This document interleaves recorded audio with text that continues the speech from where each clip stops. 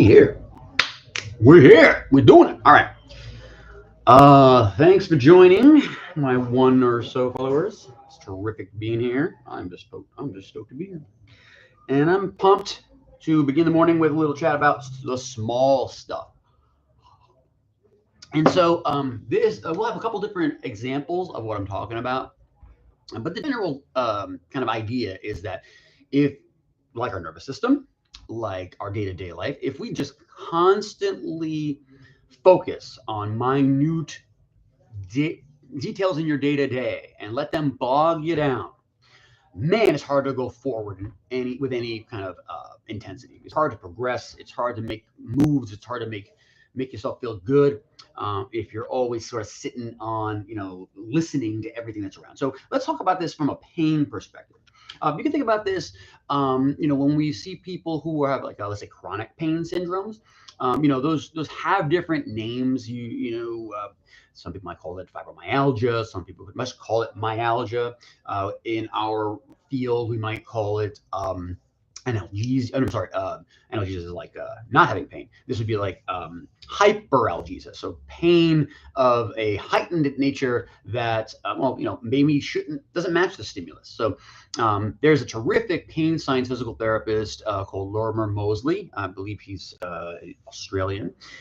He has a great video out there. I highly recommend everyone watch it, whether you're a physical therapist or just someone trying to figure out what pain's about.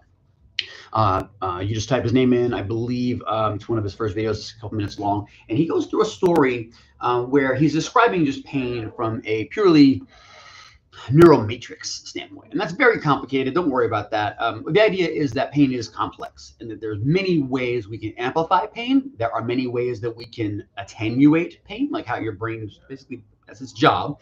And so he describes a story of someone walking through the forest and having their leg touched by a stick. And that person just continues on and doesn't really think too much about it. And then later realizes that leg is hugely swollen and looks bad.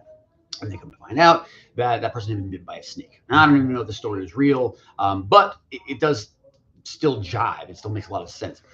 We have seen actual stories where people go to the ER with, penetrating wounds through a foot or something like that, and the person's in excruciating pain, and they don't want to look at it and all that kind of thing. And there's an ambulance ride, and then you go and you take a look at an X-ray, and the nail completely missed the foot all the way. There's no penetration of the foot whatsoever, but that person manifested this pain because that's what our brain can do. Our brain can take fearful situations and some information and then actually give pain. So it's a kind of a neat thing to have to figure out. But anytime we have a stimulus, our body's sort of sussing out, all right, is this something to worry about? Or can I just ignore this?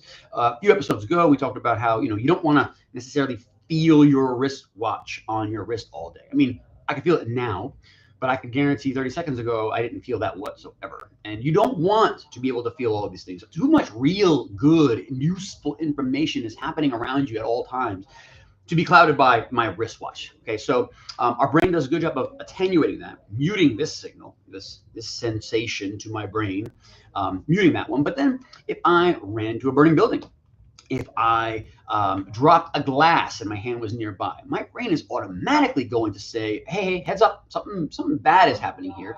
And now if I see blood on my hand with a corresponding crash and well, okay, now I may start to sense some things here. And this is all just information that is designed to get you safe and keep you safe. But like I said, when it comes to exercise, or it comes to rehab, or it comes to any kind of medicine, if you're constantly listening to all that talk, it's real hard to move forward. So the other example now I give is just the training examples. There are so many resources on the internet and books and wherever that will tell you like the best way to do something. This is the most useful tool. This is the most, what's going on, Jeff? This is what you should be doing. And what we've seen professionally is that people get bogged down so much by a lot of these tools. By a lot of this thinking that, okay, first I've got to stretch this before I do that, or, and frankly, there is truth to that. You have to prepare your body for exercise. You need to be hydrated. You need to be warmed up. All that's great. But spending 45 minutes foam rolling your IT bands, which does nothing, and performing all kinds of hip mobility, and then to only have 20 minutes of actually being able to, let's say, squat, deadlift, hinge, lunge, step up, step down, to go sideways. You're kind of, that's not a fair trade-off, or not fair to you. The benefits one would get from those things, those tools, that minutia, that stuff that has come along in this fitness world, versus the benefits you get from grabbing the bar and performing an exercise with some skill and a little bit of intensity. And it's just not even close. So I try and get people to just understand, just like with pain, try not to listen to too many of the signals about exercise. Stick to the basics. They've always worked. They will always work. Challenge me. I don't know. Show me you did the right things and get exactly what you wanted. So stick to the basics. And then the third example of this that I love to point out as one of the reasons that I train jiu-jitsu, and one of the reasons I like to have my kids in it and my wife in it, and is also for this kind of phenomenon. I think that if you can put yourself in a situation where you need to move forward, there's a goal, whatever that goal is. In the case of jiu-jitsu, it's like, I got to pass this guy's guard. All right. Well, at the same time, I'm going to be receiving a lot of information. Some of it will be physical in nature. Some of it will literally be pain. Okay, fine. I have to figure out how to avoid that. Some of it will be him in my way. Okay, that person does not want me to pass their guard. And for anybody who's not familiar with jiu-jitsu, don't worry about it. This is like going from home to first base, right? So this is what we're talking about. And the idea is he doesn't want me to get there. Okay, so we're battling. But along the way, if I stop every time a new bit of information that maybe uncomfortable, maybe not people would have expected, comes up, I will never move, because that is the point of that game. Okay, and so you can think about that in kind of anything, really. If you are cooking a cake and your recipe isn't exactly that number, and you go, oh God, I can't do it. It's not. Listen, calm, convert it, move on. That's not a problem.